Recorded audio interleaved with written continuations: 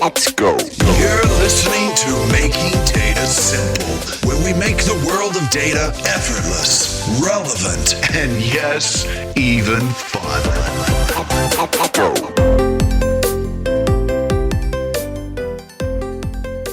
Hey podcasters, Al Martin here for Making Data Simple. I hope everybody out there is healthy, safe. It is a crazy world in which we live. Before I begin, a couple things I want to say. One is a special thanks to our producers. We continue to set new marks on our downloads. They do a ton of good work. I'm the worst part of that mix. So thanks to those guys. I also want to welcome a new producer, that being Kate Brown, who I've known Kate for a long time, and she's a growth mindset thinker. She's only going to make this podcast better. So thanks to all of them. Again, as always, let us know how we're doing. Rate us wherever you listen to this podcast, and please reach out to almartintalksdata@gmail.com. I'd be happy to solicit any comments you have there or any potential guests. We've got a lot of great guests from that vehicle. Today, we are going to hit COVID-19 again. Yes, I am still in my home office. I have no idea when this is going to end like anyone else. I don't know, we're 4 or 5 weeks into this. It's all blending together. Somebody was talking about it being Tuesday all day today, and it was actually Wednesday, so I'm confused. It's just I think I've worked more now than ever, and I look at the economy and I'm concerned like everybody else. But we'll get through this, and that's what we're going to talk about today. The other thing I want to say is I'm very empathetic to anyone that's impacted by COVID-19. Please know that here at IBM, we're thinking a lot about the world, the community, and we have a team inside of IBM. It's called the Data Science Elite Team. And what I wanted to do today is, this team has been doing a ton of good work, but they are also responding directly to COVID-19. And so we're going to talk about leveraging data and AI in times of crisis, what the Data Science Elite Team is doing in response, things like industry accelerators, community resources, webinars, practical and real-time proof of concepts and use cases. And to do this, I have two guests. One, if you listen to the podcast, you would recognize, is Wennie Allen. Wennie has been with IBM for 3 years. Is that all you've been? 3 years? Yep, Wennie? just 3 years. It was a lot longer though. I'm sure it does. Well, she originally, when she had came on to the podcast, she was a senior manager of the data science and AI portfolio for marketing and product marketing. Now she is the director of data science and AI elite business. So we're going to pick her brain in just a second. Also, we got a second guest, which is Brittany Boggle, who is a senior data scientist, machine learning engineer. I guess, Brittany, you add all the technical know-how, the depth that Winnie and I can't provide then, right? That's your role. I guess that's the way you can put it. But yeah, I'm kind of the boots on the ground, working with our clients, working on data science use cases. Well, welcome to you both. I appreciate it. And as always, now in every meeting that I'm in, either internal to IBM, external, talk with customers, first I got to ask, I hope you guys are healthy. Yes, thank you, El. It's an interesting time. So for sure, we want to make sure that our listeners are healthy and safe. And on my side, I've been kind of cooped up in the house for the last 3 weeks, but I can't complain. Everything is going well. And Brittany, you're good? Yeah, everything's good here. Winnie, I have to say this one thing, because every time I think of you, we had dinner at one time, and I don't know how we got into it, but the verdict that you ended up with is that you hated frat boys. And then we carried on, and he said, yeah, but I married one. So how's your frat boy? Is he good? Is he healthy? Yes, he's doing well. He actually works for one of the local grocery chains. He's a developer. For those listeners in the South, you probably know it's called HEB. And they are doing an incredible amount of work to make sure that people are getting the food they need. They're delivering to, houses. They're having curbside. So super busy, but, feel good about the work because we are really trying to help our community here. Yeah, the stock must be going up there. That's one of the areas where stock is good. Before we jump in, any tips at staying at home that you've learned? Any surprises? Yeah, I mean, I think as a team, and we can talk, I think we're going to talk about this a little bit more in depth, but as a team, I think we've been doing our best and checking in with each other often, probably more often than normal. Days are seeming to blend together more than usual. Um, but, but yeah, I think just taking time for ourselves is really important in this time since work and outside of work life can blend together even more so than usual. How about you, Winnie? Anything you've learned Um, staying at home I all the think, time? yeah, staying home. I thought, being an extrovert, I would go crazy. There is a little bit of that, at least at the beginning, but I've found that all this extra time from, not having to commute, not having to travel, I've been able to pick up some, new hobbies, and also been able to, kind of pick back up some old things. Like I'm starting to play the piano again. I used to be a concert pianist, and then all of a Wow. sudden, yeah, this was like when I was way, way younger. Haven't played in like, I don't know, over a decade, and all of a sudden I'm like, kind of tinkling with that again. I started cooking a lot more, baking. I think the whole COVID-19 is going to be the start of my 19 pounds of weight gain. And so, but just generally, I think staying mentally and physically healthy is important. And so, whatever you need to do to kind of keep your mind busy, I found that to be really helpful. I heard somebody refer to the quarantine 20 the other day. Oh yeah, well that sounds about right. I'm working on my quarantine 20. That's funny. you know, one word. I mean, so did your parents push you into the piano piece? Oh yes, very much. Part of the Tiger Mom thing. I mean, I'm Chinese, so definitely got the piano down. Was really good at math. Did chess club and all of that. So Wow, um, those are smart things. Very nice. different, I guess, but also very stereotypical. One of the proudest moments I have of my oldest daughter, I pushed her into piano as well, and she ended up dropping it after a while. I think, like most kids, maybe. Now she wishes I would have pushed her harder, which is ironic, given at the time, she was done with it. But she did a recital and forgot her music. And I mean, there was like 300 people there. Forgot her music when they called her up. She actually had the wrong music. She picked up the wrong music. And the thing I'm most proud of is she's kind of shy, and I was panicked because I'm watching her going, oh, what's going to happen? She put the new music down, something that she hadn't practiced for, hadn't learned, and then proceeded to play. And I thought that was awesome. I mean, it's funny the things that you find is things that you're most proud of. And she didn't play it that well, just being honest, because she hadn't practiced it. I mean, that's But gutsy. yeah, it was That takes gutsy. courage. That's right. That's right. All right. So let's jump in. And Yep. before we dive into some of the data science and AI elite aspects that are going on with regards to COVID-19, I need you to explain to me we've done this before, but I think it's a good refresher, high level, what the data science elite team is, Sure. how it functions, and the roles that you guys specifically play. Winnie, I'll go start with you, and then Brittany, I want you to follow up if you could. So actually, the full name, the branded name is IBM Data Science and AI Elite Team. It was created over 2 years ago as a key plank of IBM's AI strategy to help companies overcome the challenges of AI adoption through innovative technologies. So we're a team of about 100 very diversely experienced data scientists, data engineers, data wranglers, visualization specialists, really just people working day in and out with data. And so this team, we work side by side with clients to provide guidance, skills, tools, all based on a proven agile AI methodology to put data science projects on an accelerated track and help clients scale. There's one very important distinction for what we do, and it is that we are an investment from IBM for our clients to help them succeed in solving real problems using AI.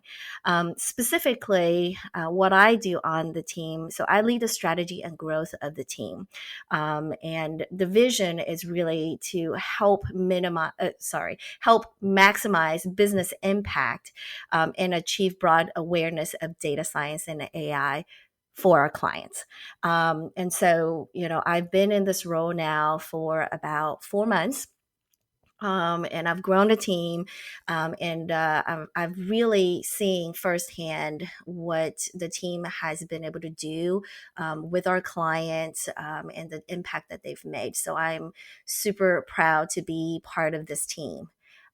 Brittany is a key integral part of this team, and I'm really happy that she's able to join this podcast to share some of the experiences and learnings that she's had on this team. Yeah, Winnie, I think you described our team to a T, our team's mission. I don't have anything else really to add to that. But yeah, my role on the team is I'm one of the senior data scientists for the North America team. Like when you mentioned, we're a team of 100, approximately 100 data scientists worldwide. And so we have a large group of data scientists over in Europe and then several in Asia Pacific as well. But my role on the team is mainly to help scope, go out and meet with the clients and scope with them data science use cases from these broad questions. And the client, even though my background and my experience prior to IBM is in healthcare, we really work across industry. And I think that kind of gives us an advantage to see how use cases actually are replicated and emulated and can be modified across industry and feed that information back to our clients during these scoping exercises. But after we scope the use case, we really try to execute that AI agile methodology that Winnie was mentioning. And so our goal is to really execute in really just a matter of weeks and get them to a point where they could potentially operationalize or put these models and these insights into production. And a really small fun fact, Brittany's actually, I think, the first hire onto the team. Is that right, Brittany? I think we had a debate over this a while back. Yeah, we did have a debate over it. I'm one of the first, probably like one or two. We have an ongoing argument about who was really hired first, but no. Yeah, so Brittany's really been here since the very beginning and has seen the team grow and has lots of experiences and lessons learned to be able to share. Yeah, definitely. We started out with just a few dozen of us back in.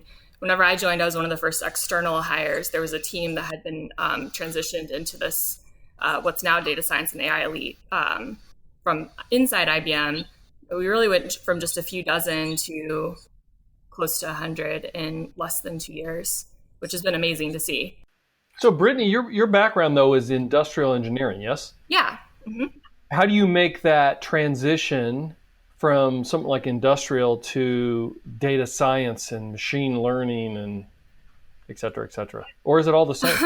There is a lot of overlap. So yeah, it's a really good question. I get that a lot. My background, is in industrial engineering, which is kind of broadly the study of applying mathematics to making systems more efficient or making operational decisions to some optimization related question. And whenever I was going through my PhD program, I got really interested in trying to ground, some of this high level methodological, theoretical stuff that we were trying to develop to real problems. And I got really interested in cardiovascular disease. My advisor had actually had a cardiac arrest right before I joined the program. And so he was undergoing kind of this massive transition in his focus too. And so we really aligned very quickly, and I started partnering with clinical and epidemiological experts in downtown Chicago, and they gave us access to the data, and we were able to really solve and look at and model some really cool cardiovascular disease problems. And so that's where I started getting more to the data and what you would consider traditional machine learning. But really my expertise is in what we refer to as decision optimization.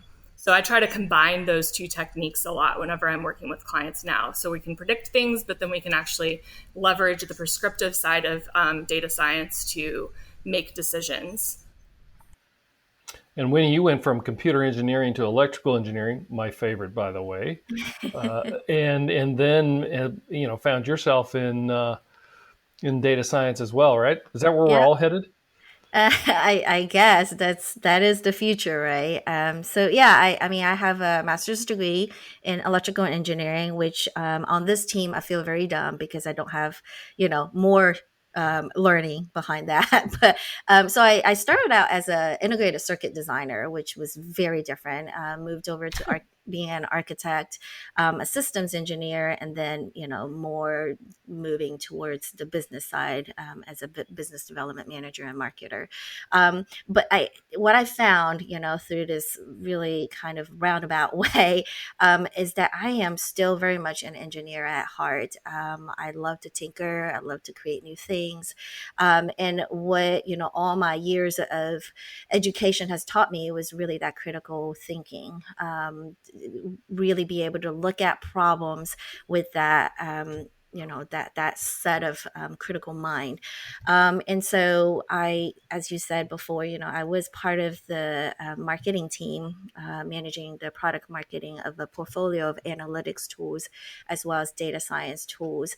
That really helped me kind of understand better, as well as hone in on my skills to leverage data and analytics to solve any problem. And so I feel like that has set me up really well to my current role, which is, actually working with data scientists, be it, internal to IBM or external, to understand what's going on, to really understand the way of thinking. And as you will probably hear later on, when we dive a little bit deeper, it's really important to understand, how do you define a problem? What does that really mean? And how do you actually go about solving the right problem? And I think all of that can relate to, what I have learned through my career. So, yeah, I think electrical engineering did the same for me. It taught me how to learn more than anything else. In fact, I got out of college and went straight into software. I'm a little bit envious that you were doing circuits. I skipped that whole thing altogether, went straight into software. But like you, I'm a problem solver. So as I'm looking at the data science elite team, and is it okay that I call it the shorter name? Yep, Okay. yep. Or you can call it the DSE team because we still answer to that. The data science and AI elite team is just a complete name, but it's really long. All right, I'm gonna go with DSE. We're at There you acronyms at IBM, so it makes it easier. But I want to get into the use cases, namely COVID-19, and talk about what we're doing there. But a lot of companies are setting up data science teams. Are you strictly focused on the use cases in data science and machine learning models to get a client up and running and then off to the races? Or is there also assistance in terms of simply helping clients set up a center of excellence themselves, that data science team, and how to do it right so you can make things efficient and get to business and get return on investment as quickly as possible? Yeah, sure. We definitely get into conversations, especially in the very early conversations with clients as we're thinking from like broad use cases, what's a priority for their organization. It comes up a lot, the questions of how can they design a center of excellence. And I think where our team feeds into that is we don't explicitly deliver work for them or help them strategize, because we're really focused on the executing an individual use case. And it's kind of grounded in the philosophy that our team has seen is most successful for organizations, which is try not to boil the ocean, focus on a use case that you can execute, deliver value, and try to figure out the return on the investment for that particular use case that you think has value, and build from there. And so what we do is we partner with other IBM groups, other IBMers, and kind of help package that information correctly so that they can then have those conversations back with the executives at the clients we've partnered with to help them deliver the center of excellence strategy and structure. Fair enough. Let's jump into it. We're at a time where we're now seeing supply chains broken. We got economic crisis going on, business models that need to survive or pivot, business continuity. I think a lot of priorities are changing in businesses right now, depending on where you're at. Last week we talked about the IBM COVID-19 dashboard and the Weather Channel app, and I certainly hope the listeners have went out there and experienced it. You can track the COVID cases. On the data science side, let's start with what are the most critical ways we can utilize data analytics and AI during a pandemic? Yeah, I think that's a really good question. I think it seems like every data scientist, both just friends outside of IBM that I've come up with through the academic or my prior jobs, all of my friends that are kind of in the data science or modeling space, we're all thinking about this, right? Like, how can we use data science and machine learning and really put it to work? And Because this is like a data science problem, is it not? Right? I mean, yeah, the more data you have, it definitely is.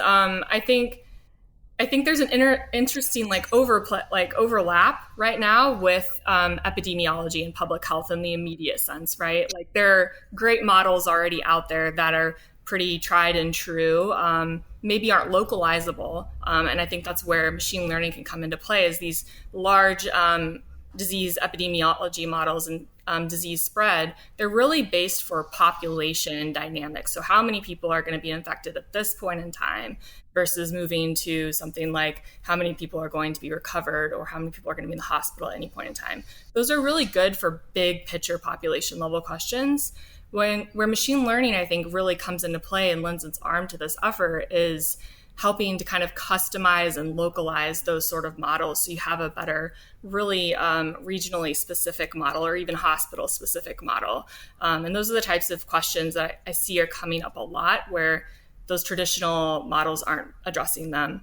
The other big arm to this, and I'm probably biased because of my optimization background, but a lot of the clients and partners that I've been talking to over the past few weeks, there's really an urgency for planning decisions, and a lot of people don't traditionally think of decision optimization as necessarily an explicit part of the data science or AI, I guess, universe. But in this sense, it really is. Like, it's really the prescriptive arm, and things like supply chain and inventory optimization and stockpiling and redistribution of things like ventilators or resource constrained items.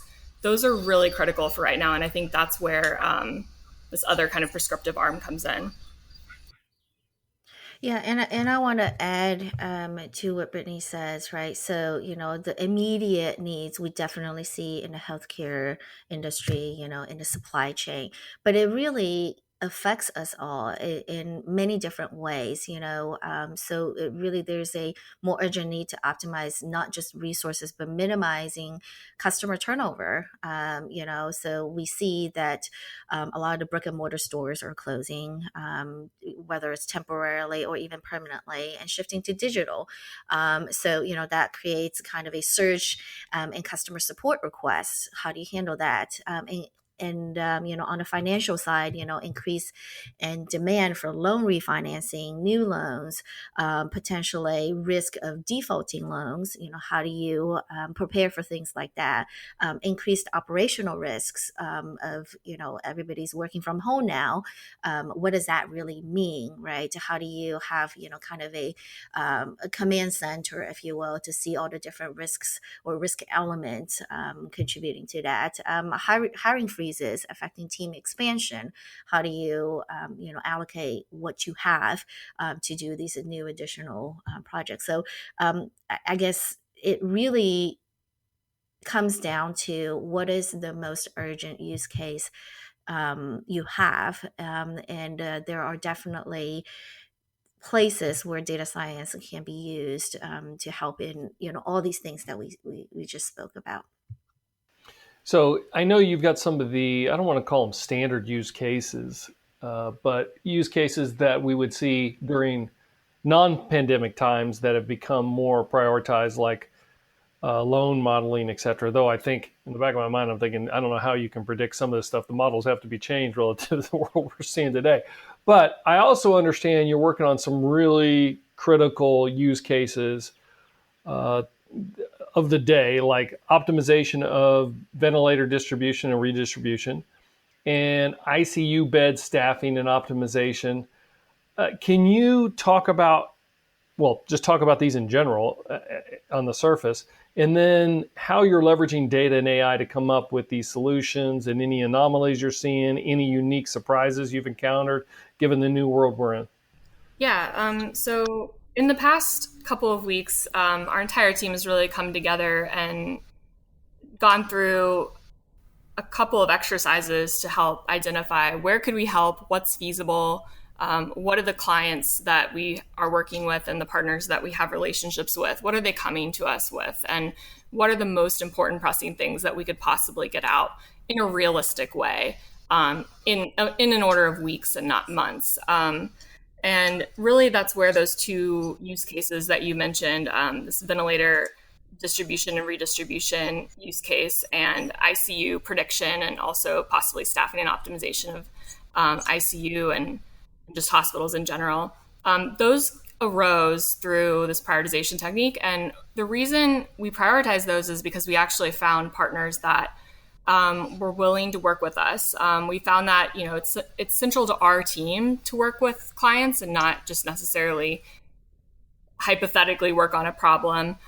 We want to ground everything in reality. So we prioritize those two because we have potential partnerships in development, and we're executing on them right now. So are those the two top efforts today? For our team, yes. So we have one partnership with a hospital in the United States that we're actively working with them on this ICU question. And right now it's not so much an optimization problem. It's more of they just need to know if and when will they hit the peak? Will they have enough beds? And then the next phase of that question is, yes, like how could we optimize or make decisions about staffing if it comes to that? So that's actively being worked on. We generated some templates for ventilator distribution and redistribution, and we're working to find a partner to actually insert some data for that. But we really want to build it out with a more realistic scenario. So that one's more under development, but definitely the ICU and kind of predicting hospitalizations on this localized front is the top use case that we're working on right now. So the ventilator piece is under development. It's in exploratory phase, I guess. And if anybody's listening, they could take advantage of it by getting in contact with you. But we've already got a partner with the ICU. Are we going to run out of beds? You should know the answer. You've already done the analysis. It depends on where you are. I think the most recent projections that have come out on kind of even a state level in the United States, at least, suggests that it's less dire of a situation than the original models were projecting. But the question is still open-ended, I think, just due to for the localized effort. For an individual hospital, are they going to run out of beds or not? That's kind of the hardest question to answer, and something we hope to find out with this partner for them. Well, I figured that was kind of the answer you might give, and it is good to know that things are a little bit better than we originally presumed, but you always assume the worst and hope for the best. The question is where are you getting all the data? Can you walk me through the data aggregation and the models that you're correcting around the ICU in question? Yeah. So the partner we're working with is sharing their data with us. That's aggregated. It's not personally identifiable data. But for the purposes of what we're looking at, we don't really need it to be that granular. So that's good. But yeah, I think hospitals, once we get done working on this use case, what we're hoping to do is share the tools and the assets kind of templated on this, so that other hospitals or healthcare systems can modify it using their own data. And the data we're using is data that's already kind of in a templated format that's recently been asked for from the CDC, from the federal government in the United States, for all hospitals to be submitting on a daily basis this tracking of their bed census, their ICU bed census, and the cases and the number of cases that they've tested. So, but tell me a little bit more about the equation, if you know it. If you don't, we can move on. But I got to believe you're looking at models, you're looking at the availability in beds, you got to know what the hospital has in terms of capacity. Then you're looking at the number of projected patients based on what you're getting either from the CDC or otherwise to be able to, put an AI model in and then project, hey, you're going to need this number of beds, you need this number of capacity, whatever. I mean, I don't know the answer, but could you shed some light on how you're putting that model together? Yeah, we're leaning on some of these larger population models, for example, at the state level that are already being produced because we don't want to start from scratch. And that's what some of these models that are being publicized are probably the most, there's no reason to start over and kind of start from the beginning with that effort. So our goal is to kind of use that as the input and then start breaking it down and trying to determine what percentage of those the state level or the county level predictions feed into the hospital system that we're partnering with. And from that, using their specific information related to hospitalization, their testing rate, the percentage of positive cases, and the kind of rate of the number of days that they would stay in the hospital, the percentage of patients moving from the hospital to a more severe condition that would put them in the ICU, and then the overall recovery time. And all of those pieces are being put together in a modified version of an epidemiological model. The basis of that is an SEIR model for those familiar with epidemiological approaches. Could you describe SEIR? Yeah. SEIR is susceptible. It's basically an epidemiological model that on a population level transitions groups of these 4 different buckets of the population. Everyone fits into the bucket in a population. So the first bucket is susceptible. And then the second bucket is E, which is exposed, people that are exposed to the disease, but maybe and incubating the disease and not in necessarily an infectious period. Then they move to I, which is infectious, and then they move to R, which is recovered. And there are lots of variations of that root model you could imagine, such as we could get more granular, like instead of just exposed, we could have exposed transition to things like hospitalized or not hospitalized, and then to even to a severe kind of bucket where those people would be in the ICU bucket. And yeah, that's kind of the basis of what we're building our modeling off of. Very good. Using Watson Studio, what tools are you using? Machine learning? Yeah, we're using, our team does primarily work on Watson Studio and some of the other IBM platforms, but yeah, so we're using Clawback for data, we're using Watson Studio. Our goal is to actually take this model, deploy it, so that it can be ingested on a daily basis with the partner that we're using. They already have like a dashboard already ready to go. So the platform that we're using allows us to kind of easily provide that REST API endpoint over to the developer who's working on the dashboard. Hey, one other question. I know you guys preach the agile AI methodology. Is that critical in the current environment? And if it is, can you say more about it? Where can others learn to implement it? What are your thoughts? Sure, I'll take that one. So Agile AI is a proven methodology that the team has been using and practicing.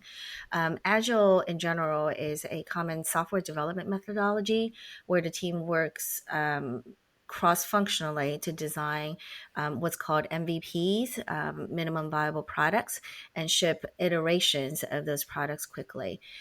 This type of methodology tends to work well because when you're building software, inevitably you would run into all kinds of unexpected roadblocks and delays, and sometimes bugs pop up, and so by building these MVPs in smaller chunks, you're not pushing off the entire dev timeline.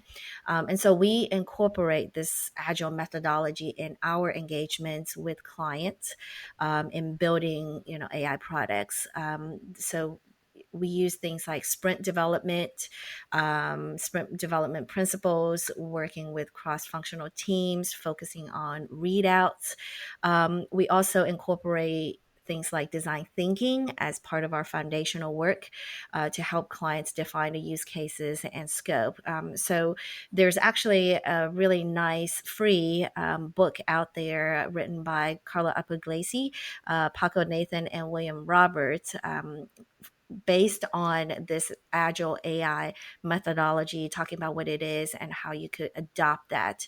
And so, this is our standard and proven methodology that the team has been using. Now, with this whole COVID-19 crisis, everything has shifted to a virtual environment, and we are doing everything digitally. And so with that, we have adapted this agile AI methodology to a way that we can continue to work with our clients in a digital way. And so we are today fully open and operational, continuing to work with our clients. And so, there is actually a link attached to this podcast of a blog that I put out there of the specifics of what we're doing with our clients, leveraging this methodology using digital tools and means. So, I know we're short on time now, but definitely check it out, and, see what is different. These are uniquely things that we've developed from lessons learned, as well as, new things that we've adapted specifically for the current situation. Hey, so this kind of leads me into the question I wanted to get out here. I know the DSE team has some great resources for the community, educational, technical deep dive webinars, creation of industry accelerators. Where can folks go to get those? Great question.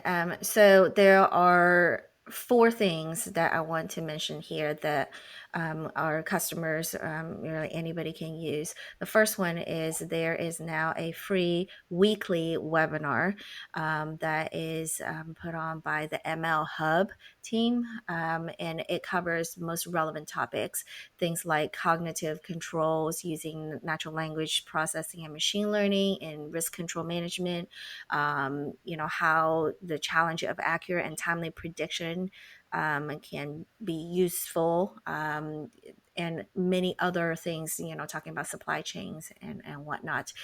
So the link is in the description. You can sign up. It is a weekly, it's pretty short, 30 minutes ish, with, our team as well as other experts coming in to talk about these specific topics. So that's number 1. Number 2, as you mentioned, Al, we have these things called industry accelerators. These are packaged kits, if you will, with things like sample data, models, documentation to kickstart specific use case based AI projects. And these are all based on Cloud Pak for Data, one platform. You can build all of these things. Again, link is in the description. Feel free to check those out. They are free. You can download them and play with them and leverage them. In addition, we have, adopted, as I said before, our agile AI methodology to be done virtually. So we are still fully open, operational, and we will help customers to plan, co-create, and prove the projects.